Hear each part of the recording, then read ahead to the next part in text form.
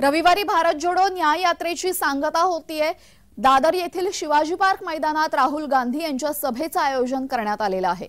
या सभेआधी राहुल गांधी यांची पदयात्रा निघाली। मणिभवन पासून ते ऑगस्ट क्रांती मैदानापर्यंत ही पदयात्रा काढण्यात आली। राहुल गांधी यांच्या दुसऱ्या भारत जोडो यात्रेचा समारोप होतोय। भारत जोडो न्याय यात्रेचा समारोप होत असून दादर येथील शिवाजी पार्क इथं राहुल गांधी यांच्या सभेचं आयोजन करण्यात आलंय।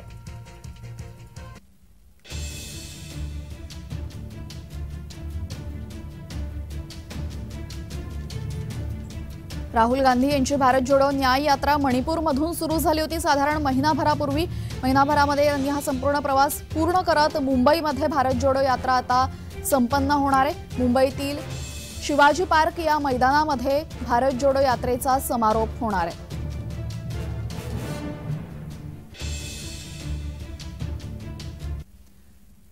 आपल्यासोबत दादरच्या शिवाजी पार्क येथून आमचे प्रतिनिधी अनिल सावरे जोडले गेलेले आहेत। अनिल, अगदी काही वेळामध्ये राहुल गांधी यांच्या सभेला सुरुवात होणार आहे। कोणकोणते नेते तिथे उपस्थित आहेत, कशी तयारी आहे?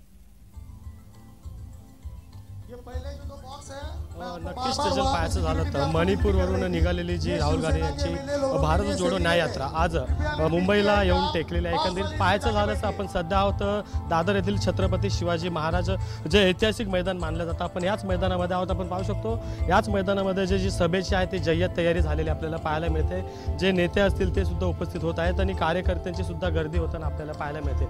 महत्त्वाचं म्हणजेच की जे महाविकास आघाडीचे उबाटा गटाचे उद्धव ठाकरे असतील किंवा शरद पवार गटाचे राष्ट्रवादीचे जे शरद पवार असतील हे आता काय संबोधित करतात किंवा समाजवादीचे जे अखिलेश सिंग यादव आहेत ते सुद्धा या सभेला उपस्थित होण्याची शक्यता वर्तवली जाते। मात्र आता हेच काय संबोधित करतात ते सुद्धा पाहणं गरजेचं ठरणार आहे। एकंदरीत तेजल पाहायचं झालंच तर याच सभेचे जे निमंत्रण आहे जे वंचित बहुजन आघाडीचे बाळासाहेब आंबेडकर आहे यांना सुद्धा दिलं होतं, मात्र ते या सभेला उपस्थित राहतात की नाही आणि जरी उपस्थित राहिले तर नक्कीच ते कशा प्रकारचं भाषण करतात आणि कशा प्रकारची गुगली टाकतात हे सुद्धा पाहणं गरजेचं राहणार। तेजल, एकंदरीत पाहायचं झालं तर आता जे उबाटा गटाचे उद्धव ठाकरे आहेत त्यांना सुद्धा आज मोठा धक्का बसलेला आहे। तेच म्हणजे विधान परिषदेचे आमदार अपयशा पाडवी हे सुद्धा यांनी सोडचिठ्ठी दिलेली आपल्याला पाहायला मिळतं। एकंदरीत कुठेतरी पाहायचं झालं तर आचारसंहिता सुद्धा लागलेली आहे आणि निवडणुकांचा बिगुल सुद्धा वाजलेला असलं तरी सुद्धा इथे ही गळती काही थांबताना दिसत नाही। मात्र अजून सुद्धा या महाविकास आघाडीचा जो उमेदवारीचा जो तिढा असाच आहे। तेजल, पाहायचं झालं आपण बघू शकतो की शिवाजी पार्क हे मैदान हे ठाकरे कुटुंबियांच्या अगदी जवळचं आहे आणि मोठा इतिहास आहे।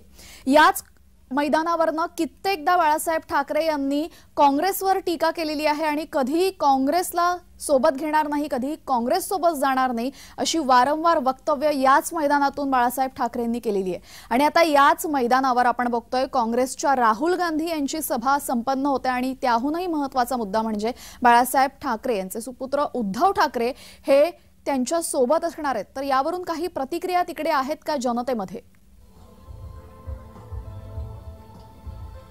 नक्कीच पाहायचं झालं तर जनतेमध्ये ज्या प्रतिक्रिया एकंदरीत पाहायचं झालं तर कुठेतरी जे उबाटा गटाचे काही कार्यकर्ते ते सुद्धा नाराज झालेले सुद्धा आपल्याला पाहायला मिळतात। मात्र याच्यावरच कोणी जे कार्यकर्ते असेल किंवा जे पदाधिकारी असेल कोणी प्रतिक्रिया द्यायला तयार नाही आहे आणि हीच कुठेतरी नाराजगी व्यक्त करत जे काही पदाधिकारी या सभेला येणार नाही असं निश्चित आहे।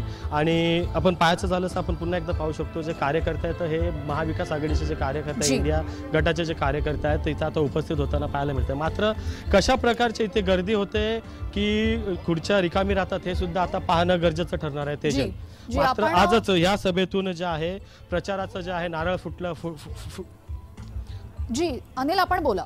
नक्कीच तेजल, आपण पाहायचं झालं तर याच प्रचाराचं जे आहे नारळ आता इथे फुटताना पाहायला मिळणार आहे। आपण पाहू शकतो इथे झेंडे आहेत, या सर्वपक्षीय झेंडे म्हणजेच की समाजवादीचे असतील किंवा काँग्रेसचे असतील किंवा जे तुतारीचे असतील आणि उबाटा गटाचे पाहायचं झालंच तर उबाटा गटाचं सुद्धा इथे जे आहे तुतारीचं जे चिन्ह आहे ते सुद्धा आपल्याला लागलेलं पाहायला मिळतं। एकंदरीत आता कशा प्रकारची सभा पार पडते हे सुद्धा पाहणं गरजेचं ठरणार आहे। तेजल, मात्र कशा प्रकारची गर्दी होते आणि कितीच्या संख्येने कार्यकर्ते या सभेला उपस्थित राहतात हे सुद्धा पाहणं गरजेचं ठरणार आहे। अनिल, आपण त्या ठिकाणाहून वेळोवेळी अपडेट घेत राहा। धन्यवाद आपण दिलेल्या माहितीबद्दल।